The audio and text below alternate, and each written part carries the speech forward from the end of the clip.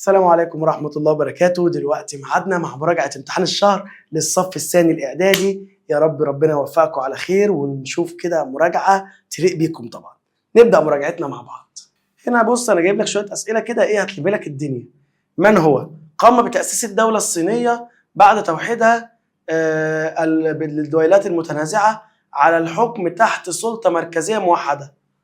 مين اللي وحد الصين؟ أسرة شين. العالم الصيني الذي اخترع الورق؟ شايلون. أول الخلفاء الراشدين من أول خليفة؟ أبو بكر الصديق. أسس الدولة الأموية وجعل دمشق عاصمة للخلافة وجعل نظام الحكم في الدولة الإسلامية بالوراثة؟ معاوية ابن أبي سفيان. أحد خلفاء الدولة العباسية وقام بتأسيس بيت الحكمة ببغداد؟ هارون الرشيد. نظام حكم ظهر في الدولة الإسلامية بعد وفاة الرسول حيث يتولى الخليفة إدارة الدولة وقيادتها؟ الخلافة. منصب الخلافة أو نظام الخلافة. بما تفسر، ركز معايا بقى. استخدم الهنود القدماء أوزان حجرية مكعبة في تجارتهم. ليه كانوا عندهم أوزان حجرية؟ بيحددوا بيها وزن السلع، يعرفوا الوزن بتاع الحاجة. نغير اللون، نختار مثلا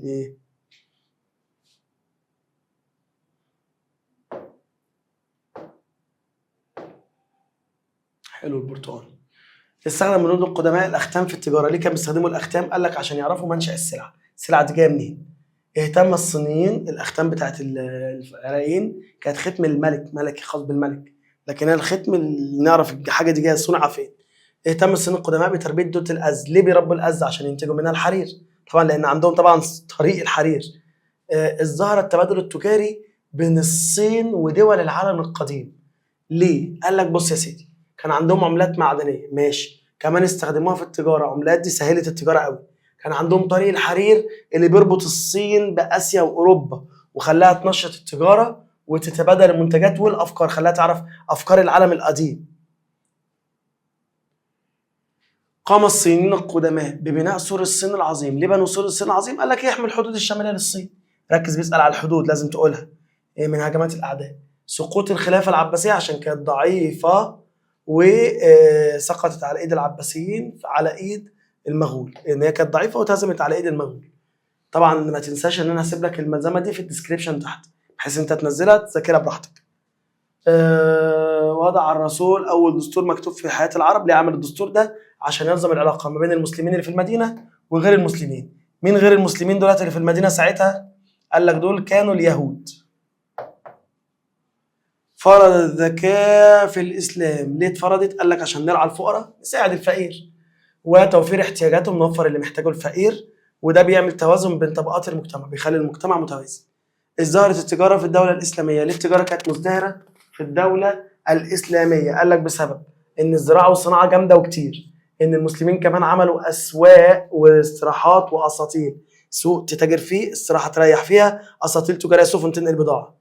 كمان إصلاح الطريق متصلح. كمان التاجر المسلم كان مشهور بالصدق والأمانة، وده طبعا شجع التجار إن هم يتاجروا معانا.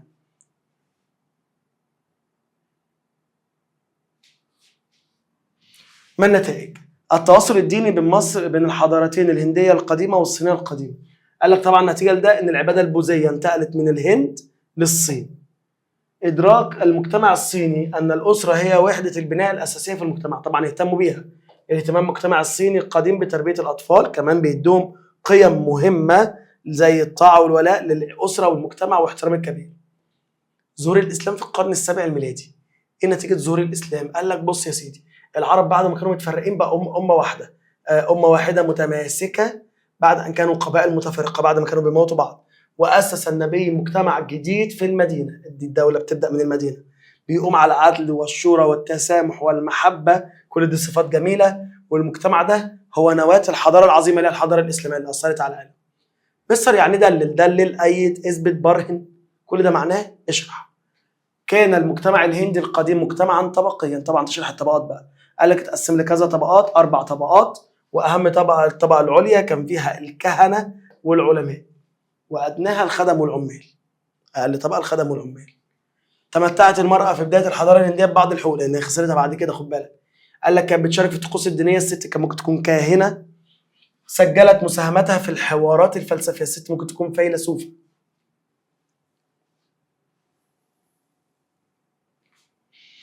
تعددت العبادات الوضعيه في الحضاره الهنديه القديمه. بص يا سيدي، الهنود كانوا بيقدسوا معبودات مستوحاه من الظواهر الطبيعيه، بيعبدوا السماء والشمس والحاجات دي. كمان قدسوا نهر السند عشان هو اساس حياتهم.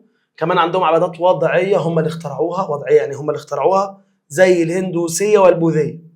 برع الهنود القدماء في الكثير من الصناعات، كانوا شطار في صناعات كتير، زي ان هم صنعوا ادوات، ماشي، حلي، حلق وحاجات زي كده، اسلحه حرب من المعادن. كمان صنعوا الخزف اللي هو الصيني، والمنسوجات القطنيه، عملوا هدوم من القطن. اهتم سكان الهند القديمة بإقامة علاقات تجارية واسعة مع المناطق المجاورة.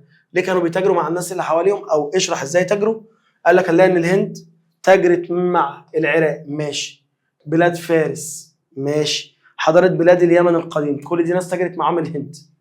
كان تخطيط الطرق والمدن موضع اهتمام في الهنود. اشرح. قال لك يا سيدي كانوا بيخططوا المدينة وبيخصصوا أماكن للسكن، أماكن معينة الناس تسكن فيها، للأسواق التجارية، مكان معين للسوق وممارسة الأنشطة الاقتصادية، وأخيرا مناطق لإقامة الشعائر الدينية، بيحددوا مكان المعبد. برع الهنود القدماء في فن النحت، طبعا لأنهم نحتوا على الكهوف زي كهوف أجانتا. كانت الهند أحد مراكز العلم والثقافة في العصور القديمة، لأن هم كانوا شطار قوي في مجالات كتير، زي إن هم مثلا في الفلك، الهنود عرفوا يدرسوا حركة الأرض والكواكب. كمان في الطب عملوا عمليات جراحية دقيقة، واستخدموا الأعشاب والمواد الطبيعية في العلاج. بالنسبه لاسره شين، قال لك لها اثر واضح في الحضاره الصينيه، لان هي اللي وحدت اللي هي الصين. قال لك قام بتوحيد الدويلات المتنازعه، كانت الدويلات بتحارب بعض تحت سلطه مركزيه واحده، بعد ما كانوا بيحاربوا بعض هي اللي وحدتهم. حرمت المراه من الحضاره الصينيه القديمه من حقوقها، الست هناك ما كانش ليها حق الميراث، ما تورثش، ولا تولي المناصب الحكوميه، ما بتعينش في الحكومه، ودورها كله بيقتصر على تربيه الاطفال واداره شؤون المنزل، اخرها تربي عيالها وبيت شؤون بيتها. عمل الصين القدماء في توسيع رقعه الاراضي الزراعيه. اشرح ازاي يوسعوا الاراضي الزراعيه. قال لك استصلاحوا الاراضي، كانوا بيصلحوا الارض،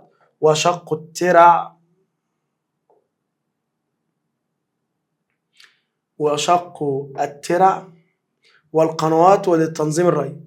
بالنسبه للصينيين، اشتهروا الصينيين القدماء بنشاطهم الصناعي. اشرح الصناعه في الصين. قال لك اشتهروا بصناعه الخزف، طبعا دولت اشهر ناس عملوا خزف صيني. كمان استخدموا الحرير، عندهم طريق الحرير، برضك صناعه مهمه في صناعه الملابس. كما برعوا في صناعه الادوات البرونزيه المختلفه، كانوا بيعملوا حاجات من البرونز، معدنين على بعض بيبقى اسمهم برونز. مثل طريق الحرير اهميه كبيره عند الصينيين القدماء. اشرح الطريق الحرير كان مهم ازاي عند الصين. قال لك ربط الصين ببلاد وسط اسيا واوروبا، ربط الصين باسيا واوروبا، ساعد على تنشيط حركه التجاره وتبادل المنتجات، خلى التجاره تزيد وتبادل المنتجات هو كمان يزيد، والافكار بين الصين ودول العالم القديم، والافكار والمنتجات ما تنساش. كان الصينيين القدماء يهتمون بحمايه حدودهم، الصينيين كانوا مهتمين قوي يامنوا حدودهم. قال لك بص يا سيدي، حيث كانت المدن محاطه باسوار كبيره، المدينه كانت بتبقى محاطه بسور كبير لحمايتها من الهجمات، وده ابسط مثال عليه سور الصين العظيم. ماشي. بالنسبه لبراعه الصينيون القدماء في كل انواع الفنون، قال لك بص يا سيدي، حيث برعوا في الرسم، كانوا شطار قوي في الرسم والنحت، ماشي، الموسيقى، موسيقتهم حلوه قوي، بيكتبوا كمان شعر بالصيني، وكمان فنون القتال زي فن الكونغ فو. تقدم الصينيين القدماء في العديد من المجالات العلميه. قال لك بص، كانوا شطار قوي في الفلسفه والرياضيات والطب. عملوا ايه في كل واحده؟ في الفلسفه حطوا قواعد اخلاقيه علميه بتنظم السلوك البني ادم. في الرياضيات قال لك استخدموا جدول الضرب، كانوا اول حد. في الطب ابتكروا طرق متنوعه للعلاج، زي الوخز بالابر والعلاج بالاعشاب الطبيه، هم اول ناس يعملوا له الابر ده. سبق الصينيين، وما حدش غيرهم بيعملها لحد النهارده، سبق الصينيين حضارات العالم القديم في العديد من الابتكارات، اخترعوا حاجات ما حدش عرفها غيرهم، زي ان هم مثلا اخترعوا الورق، ماشي، البوصله، ماشي، فن الطباعه، اول حد يطبع، والبارود اللي بيبقى في المدفع او في الرصاص دلوقتي. تمثل القيم والاخلاق احدى عوامل قيام وازدهار الحضاره الاسلاميه. قال لك لان الاسلام جاء بقيم عظيمه زي الاخاء، عندنا في الاسلام كان فيه اخلاق حلوه زي ان احنا اخوات، العدل مفيش حد احسن من حد، المساواه تعمل كله زي بعضه، الرحمه، وتشجيع طلب العلم. وسعاده القيم دي على بناء مجتمع قوي متعاون ومتماسك بيسعى للمعرفه والتقدم. تعددت انجازات الدوله القديمه الدوله الاسلاميه خلال فتره حكم الخلافه الراشده. قال لك بص ايه الانجازات اللي عملتها الخلافه الراشده من الاخر؟ قضوا على حركه الرده. مين اللي قضى على الحركه دي؟ ابو بكر. جمعوا القران في مصحف واحد، ده عندي عثمان بس مش في المنهج. حطوا اساس لقواعد الاداره والحكم، دي عمر مش في المنهج. نشروا الاسلام خارج شبه الجزيره العربيه، الثلاثه عملوا، ابو بكر عمر عثمان. علي لا، لان كان عنده مشكله في فتره حكم. تميزت فتره الخلافه العباسيه بالازدهار العلمي والحضاري. قال لك بص يا سيدي، في العباسيه بقى اصبحت بغداد مركز عالمي للعلم، وكان فيها كمان حاجات جامده جدا. قال لك بص ايه، انشئت بيوت الحكمه والمكتبات، دي حاجات جامده جدا للعلم. تميزت هذه الفتره بتقدم كبير في العلوم، كنا شطار قوي في العلوم والفنون والادب، شطار في الثلاثه. كمان بتزيد وتنشط في الوقت ده حركه الترجمه اللي اثرت على الفكر الاسلامي، خلتنا نتعلم العلوم بتاعت الناس. وضع الرسول صلى الله عليه وسلم الدوله الاسلاميه بالمدينه ليه، او اشرح ازاي وضعها. قال لك الرسول اسس في المدينه اول مجتمع سياسي منظم على مبادئ الاسلام، اول مره مكان يمشي بمبادئ الاسلام. بس كمان عمل اول دستور للمدينه او للدوله بتاعته اللي اسمه صحيفه المدينه. حظيت المراه بمكانه كبيره في المجتمع الاسلامي. اشرح مكانه الستات كانت كبيره. قال لك تعددت ادوارها في المجتمع، الست كان لها ادوار كتير. فالى جانب دورها كأم، ده اهم دور للمراه خد بالك، كانت بتقوم ببعض الاعمال، كانت بتعمل حاجات تانية غير الام. ان هي ممكن تشارك في المعركه. بتعمل ايه في المعركه؟ تضميد جراح الجرح، حد مريض او حد مش مريض مصاب تقفل الجرح، وسقي المحاربين، بتسقي المحارب عشان يستعيد نشاطه. كمان بتشتغل في التجاره، ممكن تبيع حاجات، او الطب ممكن تكون دكتوره، او الفقه ممكن تكون عالمه في الفقه. قامت الحياه الاقتصاديه في مصر في الحضاره الاسلاميه على مبادئ الاسلام. قال لك يا سيدي الحياه الاقتصاديه كانت قايمه على العدل، تحريم الغش، من غشنا فليس منا، والتكافل، ان الغني يشيل الفقير. اهتم المسلمين بالزراعه في الدوله الاسلاميه. اشرح ازاي اهتمنا بالزراعه. قال لك عملنا جسور والسدود زي سد معاويه بن المدينه، تمام. كمان العباسيين عملوا قنوات للري ما بين نهري دجله والفرات. عارف المسلمين صناعات متعدده. قال لك بص يا سيدي، صنعنا الورق والازاز والنسيج، وخد بالك الازاز والنسيج تميزتا بزخارف اسلاميه جميله، الاثنين فيهم زخارف اسلاميه جميله، الهدوم والازاز. ازاله الحياه الفكريه والعلميه في الحضاره الاسلاميه. قال لك بص، اهتموا بالعلم والعلماء. الحياه الفكريه والثقافيه كانت جامده لان هم مهتمين بالعلم والعلماء. كمان كان عندنا علوم دينيه مهمه زي الفقه والتفسير والحديث، وعندنا كمان علوم طبيعيه مهمه زي الرياضيات والفلك والطب والكيمياء. انشئت المدارس والمكتبات، كمان عملنا مدارس ومكتبات ومراكز علم زي بيت الحكمه اللي كان في بغداد اللي عمله هارون الرشيد. كمان اهتمينا بترجمه الكتب، كنا بنترجم الكتب من اليونانيه والفارسيه للعربي، وضفنا عليها وطورنا فيها. اخر حاجه ترجمت في النهايه كتب المسلمين للغه اللاتينيه، زي ما احنا ترجمنا في غيرنا ترجم لنا، فكانت الاساس على قيام النهضه الاوروبيه الحديثه. تعددت مميزات العماره الاسلاميه. قال لك كنا بنعمل دايما القباب والمآذن فوق اي مبنى مسلم او اسلامي تلاقي قبه او مأذنه، والخط العربي في الزخرفه، كنا بنزخرف نرسم بالخطوط العربيه كده كلام شكله جميل. انتشرت الحضاره الاسلاميه في قارتي اسيا واوروبا بعده طرق. عندك يا سيدي التجار المسلمين اللي كان عندهم صدق وامانه، التوسعات والرحلات الاستكشافيه زي مثلا ابن خلدون، الاختراعات المسلمين، الاختراعات الجامده اللي خلت الناس تحب تعرفنا فتقرب مننا وتسلم، واخيرا حركه الترجمه اللي ترجموها لنا العلماء المسلمين في مجالات الطب والرياضه. ماشي، اللي ترجم من عندنا بقى. ما العلاقه بين، قال لك العماره والحياه الدينيه في الحضاره الهنديه القديمه. ايه العلاقه ما بين العماره والدين؟ طبعا ان هم لما كانوا بيخططوا المدن بيخصصوا اماكن لاقامه الشعائر الدينيه، المعابد يعني.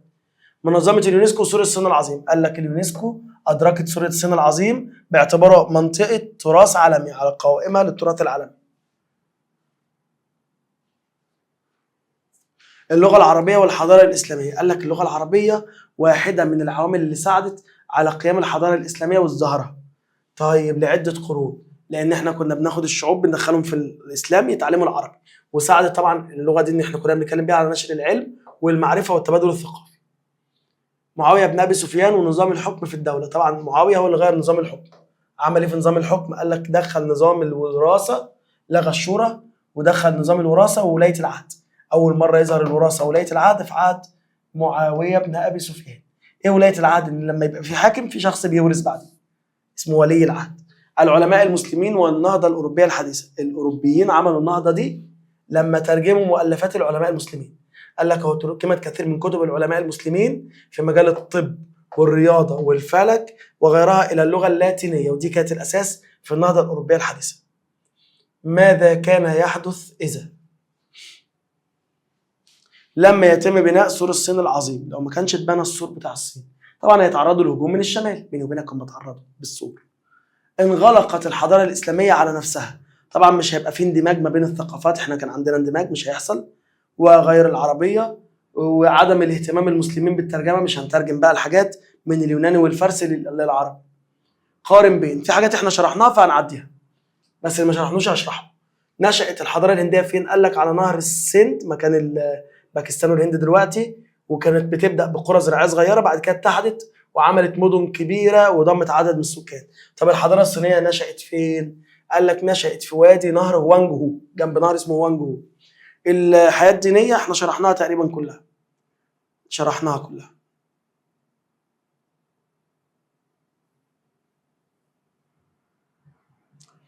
بالنسبه مستر باسم للزراعه والصناعه، لا دي تشرح بقى. قال لك كانت الحرفه الرئيسيه الزراعه في الهند، وكانت اهم محاصيل القمح والشعير.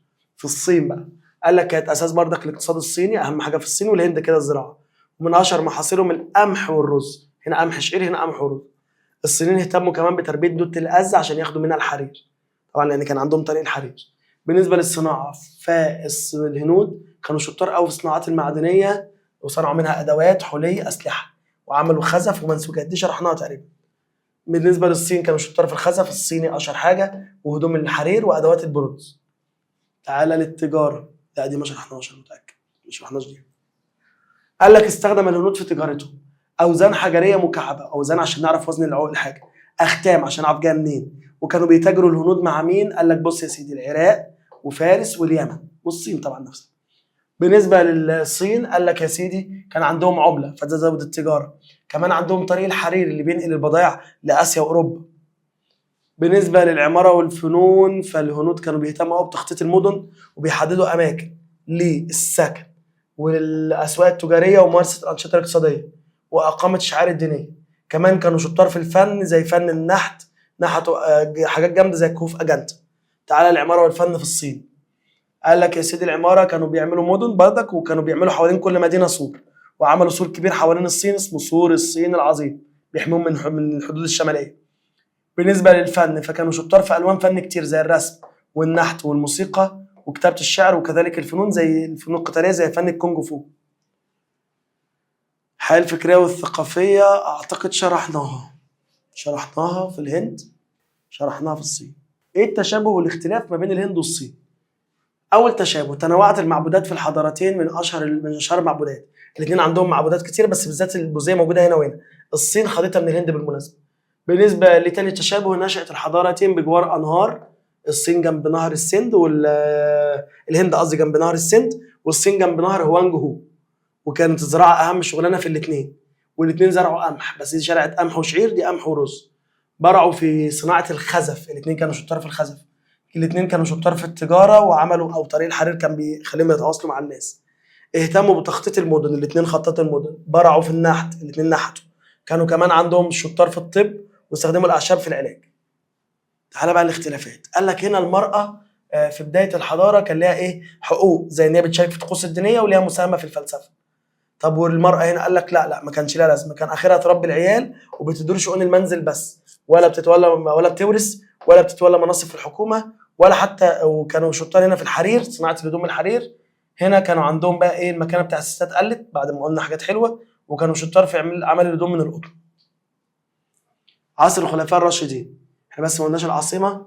هنا العاصمه كانت المدينه يا ولاد، بس ما اتقالتش. هنا عاصمه الدوله الامويه في دمشق، عاصمه الخلافه العباسيه في بغداد. انجازات كل واحده احنا قلناهم على مدار الشرح. دي قلناها انا متاكد، لا دي ما قلناهاش ودي ما قلناهاش، دي قلناها. يبقى في الأموية ما قلناش. قال لك تعريب الدواوين، بتخلي الكتابة في الديوان باللغة العربية. سك العملة، ما كانش عندنا عملة، كنا بنستخدم عملات مش بتاعتنا، بقينا نعمل عملة. استكمال الفتوحات الإسلامية، دي بدأت فتوحات، دي كملت، دي قلناها. شوية معلومات كده عايزين نعرفها، طبعا لو مشروحة هنسيبها. شهدت منطقة الشرق الأقصى أو آخر آسيا يعني قيم حضارة عريقة زي الحضارة الهندية والحضارة الصينية. قال لك كانت آسيا مهد لواحدة من أعظم الحضارات. آسيا كان فيها حضارات جامدة جدا، الإنسانية اللي أثرت في العالم بإنجازاتها العلمية والثقافية. طبعا الكلام على الحضارة الإسلامية سيطرت على العالم كله. نشأت الحضارة الإسلامية مع قيام الرسول بتأسيس الدولة الإسلامية في المدينة عشان تنمو بعد كده وتمتد بقى لحاجات كتير. وبعد الرسول بيجي الخلافة الراشدة، بعد كده الأموية، بعد كده العباسية. حرص الخلفاء الراشدين على اتباع سنة النبي في الحكم والعدل ونشر الإسلام. ومن عوامل ازدهار الحضارة الإسلامية عموما بقى، أولا إن إحنا تمسكنا بالدين الإسلامي، إن إحنا عندنا قيم وأخلاق من الدين الإسلامي، انفتحنا على الحضارات اللي حوالينا فاندمجت الإسلامية مع الغيره، واللغة العربية اللي كانت وسيلة لنشر العلم والمعرفة. ارتكزت الحضارة الإسلامية على القرآن الكريم، طبعا باعتباره بقى ان هو المصدر الأساسي بتاعنا، وسنة النبي، وترسيخ عقيدة التوحيد. بعد العصر الخلافة الأموية لما معاوية بن أبي سفيان تولى الحكم، وساعتها ضعفت في أواخر العصر الأموي وسقطت على إيد العباسيين، بتبدأ العباسيين بعده. ترك المسلمين بصمتهم الفنية في بلاد كثيرة زي الأندلس، لينا آثار جامدة جدا في الأندلس. من الأندلس دي أسبانيا والبرتغال دلوقتي، وعندك كمان في تركيا والهند وغيرها. وكنا شطار قوي في النسيج والنقش على الخشب والمعادن.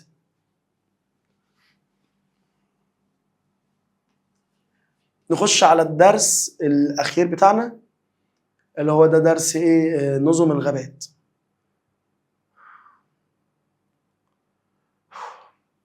بما تفسر اختلاف نظام الغابات في آسيا وأوروبا من حيث أنواعها وتوزيعها وخصائصها. اشرح الاختلاف أو ليه في اختلاف. قال لك بسبب الموقع الجغرافي والفلكي، الموقع ده بيأثر في المناخ نفسه. تالت حاجة العوامل الطبيعية الأخرى، في عوامل تانية مش هنقولها. تدهورت نظم الغابات المدارية المطيرة في آسيا. ليه تدهورت؟ قال لك بسبب البني آدم، ما شاء الله علينا، إن إحنا بنعمل صناعة غير مستدامة. الصناعة دي بتطلع ملوثات تبوظ الغابات المدارية المطيرة. يتسم نظام الغابات الموسميه بالجفاف الشديد، طبعا لان في رياح موسميه شتويه بتبقى جافه، بتبقى جايه من اليابس الاسيوي. طب سقوط الامطار الغزيره صيفا بنظام الغابات الموسميه. ليه النظام ده في الشتاء بيكون جاف وفي الصيف بيكون ممطر؟ سقوط الامطار صيفا في الشتاء عشان بيبقى الرياح الموسميه الشتويه جايه من الارض. طب وفي الصيف قال لك بتيجي الرياح الموسميه الصيفيه بمحمله ببخار الماء عشان جايه من المحيط، هنا كانت جايه من الارض. أهمية أشجار الغابات الموسمية بالنسبة للصناعة. إيه لازمة الأشجار دي في الصناعة الموسمية؟ قال لك يا سيدي فيها أشجار صلبة جدا زي الساج والخيزران. صلبة، ما تنساش تقول إن هي صلبة، عشان كده بتستخدم في صناعة السفن. صلاحية تربة نظام الغابات الموسمية للزراعة. ليه الغابات الموسمية حلوة للزراعة؟ قال لك أولا بتتكون بصورة رئيسية من رواسب طينية، عبارة عن طينة، عندها قدرة على الاحتفاظ بالمياه، أي مية تنزل تفضل قاعدة. اكتر خصوبه من تربه الغابات المداريه المطيره اصلا، عشان كده صالحه للزراعه. تسميه نظام الغابات النفضيه بهذا الاسم طبعا لانها تنفض اوراقها فصلي الشتاء والخريف. كملها لشده البروده. الاشجار الغابات النفضيه اهميه اقتصاديه. طبعا النفضيه الزان، طبعا الزان دي بيستخدم في ايه يا مستر؟ في صناعه الاساس، عفش البيت. زيادة خصوبة التربة بنظام الغابات النفضية. قال لك لأن الحر في الصيف بيساعدها إن هي تحلل الورق والمواد العضوية في التربة. طبعا المواد العضوية دي بتفيد التربة جدا. استخدام أشجار الصنوبر والشربين في صناعة الورق عشان هما لينين طري فيتعمل منهم ورق. انتشار البعوض في فصل الصيف في الغابات الصنوبرية، طبعا عشان التلج بيدوب بسبب انتشار المستنقعات الناتجة عن ذوبان الجليد. التلج بيدوب فبيعمل مستنقعات.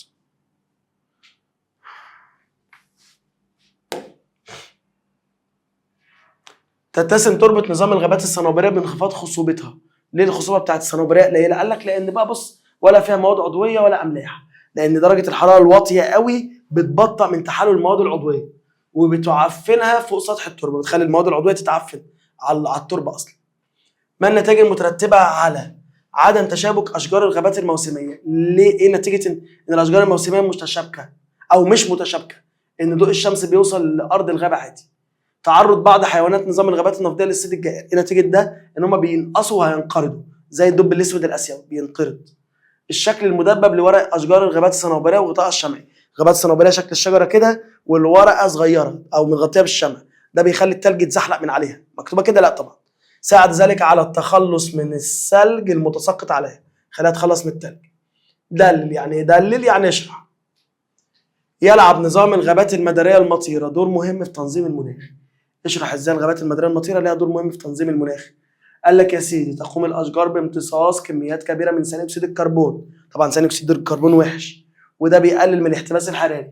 كمان بيسهم بخار الماء المتصاعد من الاشجار على تكوين السحب وسقوط الامطار. الشجر كتير بيطلع بخار ماء كتير وده بيعمل سحب وبيوقع المطر. تنوع الحيوانات بنظام الغابات الموسميه، قال لك حيث بيعيش هناك انواع كتير، حيوانات زي النمور والفيله، افتكر الهند، طائر زي ابو منجل وافاعي زواحف. اختفاء بعض نظم الغابات من قاره اوروبا، اشرح ليه اوروبا ما فيهاش غابات معينه الموسميه والمداريه المطيره. قال لك بسبب ان هي موقعها الفلكي بيخليها موجوده في المنطقه المعتدله الشماليه والغابات دي بيحتاج حر. يتعرض نظام الغابات الصنوبريه والمخروطيه لاخطار طبيعيه. قال لك عندك العواصف ودي بتحصل في الصين والسويد، بتقتلع الشجر وبتكسرها زي ما بيحصل في السويد والصين. السويد دي في اوروبا اما الصين دي في اسيا. ما العلاقه بين النشاط الزراعي ومساحه الغابات النفطيه؟ قال لك بص، ازاله مساحات كبيره من اثار من الغابات النفطيه الخصوبه تربتها وتحل محلها الزراعه، بيزرعوا مكان الغابات النفطيه ايه؟ قمح وتفاح وكتان. هم بص بيشيلوا الغابات دي، مساحه الغابات دي بتقل بسبب ان هم بيشيلوها عشان يزرعوا مكانها. درجات الحراره وخصوبه تربه نظام الغابات المخروطيه، قال لك درجات الحراره قليله بتبطئ من تحلل المواد العضويه، لو المواد العضويه اتحللت تفيد التربه وتعفنها فوق سطح التربه بتخليها تعفن، فاصبحت تربه نظام الغابات المخروطيه تربه رماديه اللون وقليله السمك ومنخفضه الخصوبه. طب ماذا يحدث اذا ازداد تدهور الغابات المداريه المطيره؟ ايه اللي يحصل لو الغابات المداريه المطيره تدهورها زاد؟ قال لك يا سيدي هيقل سقوط المطر ويحصل جفاف. تمام. ايه كمان؟ التنوع البيولوجي كمان هيختل والتوازن البيئي هيختل. نسبه ثاني اكسيد الكربون هتزيد وده هيعلي من الاحتباس الحراري. طب ايه اللي هيحصل لو اختفى نظام الغابات الموسميه؟ قال لك اولا هنفقد بردك تنوع بيولوجي، في كائنات هتختفي. نقص الموارد مثل خشب كتير هيقل في العالم وبرضه هيقلل من او هيزود من الاحتباس الحراري لان ثاني اكسيد الكربون هيزيد. قارن بين نظام الغابات المداريه المطيره ونظام الغابات البحر المتوسط. اماكن وقوعهم في اسيا واوروبا. قال لك بص، المداريه المطيره مش موجوده في اوروبا يبقى يختفي في اوروبا. طب وموجوده فين في اسيا؟ قال لك بص، جنوب شرق اسيا زي جزر اندونيسيا وجزر الفلبين والساحل الغربي للهند واماكن اخرى. اما في البحر المتوسط موجود فين؟ قال لك سواحل البحر المتوسط في غرب اسيا وجنوب غرب اوروبا، اي حته فيها بحر متوسط في الاثنين. تعال بقى للموقع الفلكي والجغرافي للغابات الموسميه والنفطيه والصنوبريه. قال لك الموسميه موجوده من 5 ل 35، طبعا مش موجوده في اوروبا، موجوده في الهند واماكن داخليه بجنوب وجنوب شرق اسيا. طب النفطيه قال لك بص، النفطيه بتقع من 35 ل 50، دي من 35 من 5 ل 35 35 ل 50 في كوريا واليابان وشرق الصين واقليم منشوريا. موجوده فين في اوروبا؟ قال لك من 40 ل 60، هنا من 35 ل 50 من 40 ل 60، وموجوده في مكان عريض من غرب اوروبا لشرقها. طب الصنوبريه والمخروطيه من 50، مش هنا 35 ل 50، من 50 ل 70 شمالا من اقصى شرق سيبيريا في اسيا لغايه غرب اوروبا، ومساحات بردك قليله عند السلاسل الجبليه لان دي بارده فموجوده فوق الجبال. وفين تاني؟ مساحات منحسره من قرب من السلاسل الجبليه في وسط قارتي اسيا واوروبا وفوق هضبه التبت. طبعا عشان في قاعده كل ما ارتفعنا الى الاعلى الحراره بتقل، فالحاجات العاليه دي بيبقى في فوقها غابات او في غابات صنوبريه. بالنسبه للمناخ بتاع الاثنين بتاع الثلاثه بقى في الموسميه، قال لك الشتاء بيكون درجه الحراره معتدله مش بارده قوي لدافيه ومفيش مطر، اما الصيف بيكون درجه حراره عاليه وفي مطر غزير. طب المخروط، لا مش المخروطيه، مين دي؟ النفضيه قال لك بص، برد في الشتاء طبيعي جدا وبتوصل درجه الحراره تحت الصفر وبينزل تلج، اما الصيف معتدل وبيمطر شويه. طب الشتاء في الصنوبريه دي ابرد واحده بقى، قال لك طويل ومش بارد، قارس البروده، بارد قوي وبتنزل الحراره تحت الصفر وبينزل تلج زي دي تقريبا. والصيف قصير وبارد وبينزل فيه مطر، برضو شبه دي في اختلاف ان هي دي غير دي. نبدا بالموسميه. بالنسبه مصر للنبات اللي هناك قال لك بص، اشجارها كثيفه وضخمه ومش متشابكه، ده بيخلي الشمس تشوف الارض. عندها اوراق عريضه وخضراء ولكنها بتذبل في فصل الصيف وبتسقط. اهم اوراقها الخيزران والساج اللي بتعملهم السفن عشان صلبين. في النفضيه قال لك اشجارها بتنفض اوراقها في فصل الشتاء، طبعا عشان كده اسمها النفضيه. اهم حاجه عندها الزان اللي بيتعمل منه العفش الاثاث. تتميز اشجارها بانها دائمه الخضره، اخضرها طول السنه وشكلها مخروطي، واوراقها مدببه شكلها كده ومتغطيه بطبقه من الشمع. طبعا اهم الورق الصنوبر والشربين ودول الطريين فبيتعمل منهم الورق.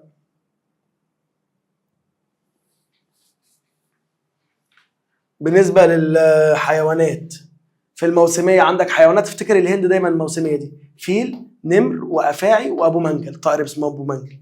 طب بالنسبه للنفضيه قال لك بص يا سيدي، عندها حيوانات بتتكيف مع البيئه بتاعتها زي الدب الاسود الاسيوي والسنجاب.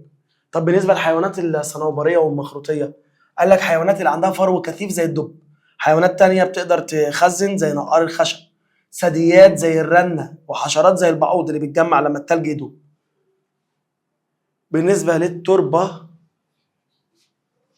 فتتسم تربه بانها اولا بتتكون من صوره رئيسيه من رواسب طينيه، ده في الموسميه، وعندها القدره على الاحتفاظ بالميه، بتحتفظ بالميه، وخصوبتها كده اعلى من المداريه المطيره، شكلها حلو قوي للزراعه. تربه النفضيه قال لك بص، تربه طينيه خصبه، ما قالكش ان هي خصوبتها عاليه ولا اي حاجه. بالنسبه للصنوبريه قال لك لا، تربه رماديه وحشه دي، قليله السمك ومنخفضه في الخصوبه. ولهنا نكون كده خلصنا المراجعه بتاعتنا. اتمنى اشوفكم بخير واتمنى تحلوا في امتحانكم بخير. اتمنى ان انتوا تطلعوا من الامتحان بتدعوا لي يا رب، واشوفكم بخير في الحصه بتاعتكم. سلام.